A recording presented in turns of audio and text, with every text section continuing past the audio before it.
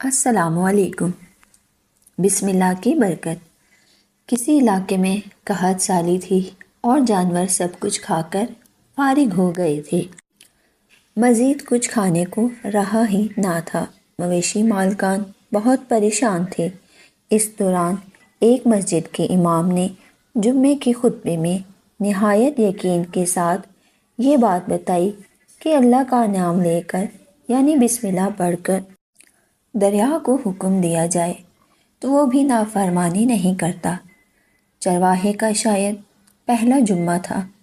یہ بات اس کے دل میں اتر کر یقین کا درجہ پا گئی۔ اس نے واپس آ کر اپنی بکریاں کھولیں اور سیدھا دریا پر چلا گیا اور اونچی آواز سے بسم اللہ الرحمن الرحیم پڑھا اور دریا کو کہا وہ اپنی بکریاں چرانے جا رہا ہے، وہ اسے اپنے اوپر سے گزرنے دے۔ یہ کہہ کر اس نے اپنی بکریوں کو ہانکا اور دریا پر چلتا ہوا دریا پار کر گیا۔ دریا کے دوسرے کنارے علاقہ گھاس سے بھرا پڑا تھا۔ درختوں کے پتے بھی سلامت تھے کیونکہ کسی کو یہاں تک آنے کی رسائی نہیں تھی۔ اب تو یہ اس کا معمول بن گیا کہ وہ بکریاں دریا کے پار چھوڑ کر واپس آ جاتا اور شام کو جا کر بکریاں واپس لے آتا۔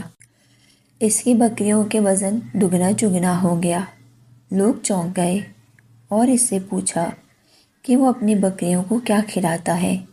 وہ سیدھا سادھا اور صاف دل نوجوان تھا۔ اس نے صاف صاف بات بتا دی کہ میں تو دریا پار کر کے اپنی بکریاں چرانے لے جاتا ہوں۔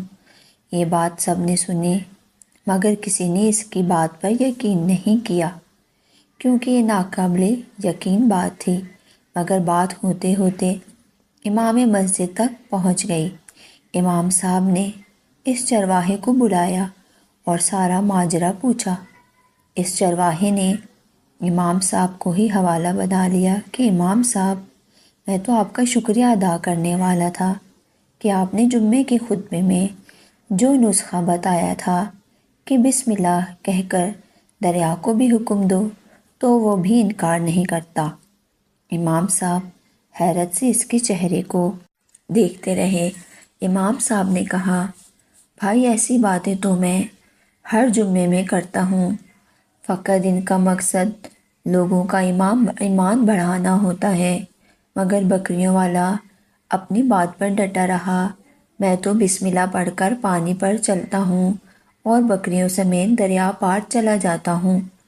آخر کار امام صاحب نے صبح خود یہ تجربہ کرنے کی ٹھانی اور چرواہا بھی آ گیا۔ مجمع زیادہ تھا۔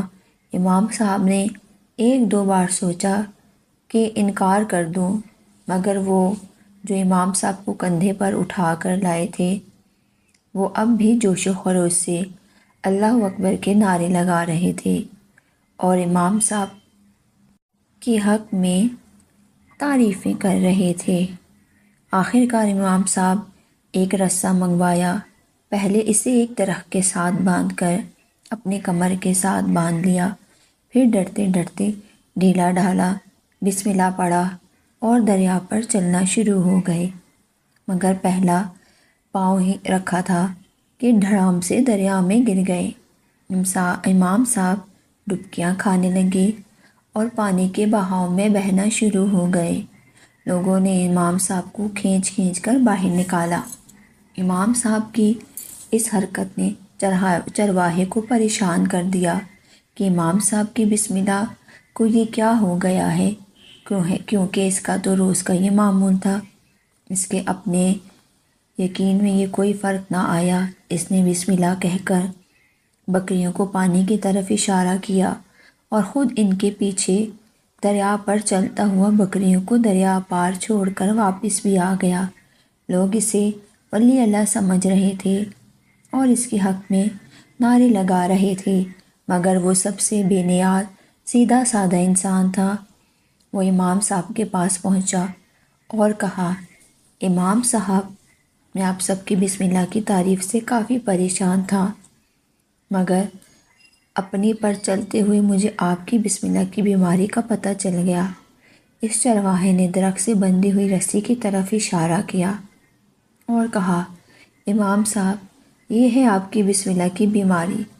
آپ کی بسم اللہ کی برکت کو یہ رسی کھا گئی۔ آپ کو اللہ اور بسم اللہ سے زیادہ اس رسی پر بھروسہ تھا، لہٰذا اللہ نے بھی آپ کو رسی کے حوالے کر دیا۔ امام صاحب، آپ بھی کمال کرتے ہیں۔ میں نے آپ کے منہ سے سنا اور یقین کر لیا، اور میرے اللہ نے میرے یقین کی لاج رکھ لی، مگر آپ نے اللہ کا کلام سنا مگر یقین نہیں کیا، لہٰذا آپ کو اللہ نے رسوا کر دیا۔ یہی کچھ ہمارا حال ہے۔ ہماری نمازوں اور دعاؤں کا حال بھی ہماری ہر ایک عبادت یقین سے خالی ہے۔ آپ سب سوچئے گا ضرور۔ اللہ حافظ۔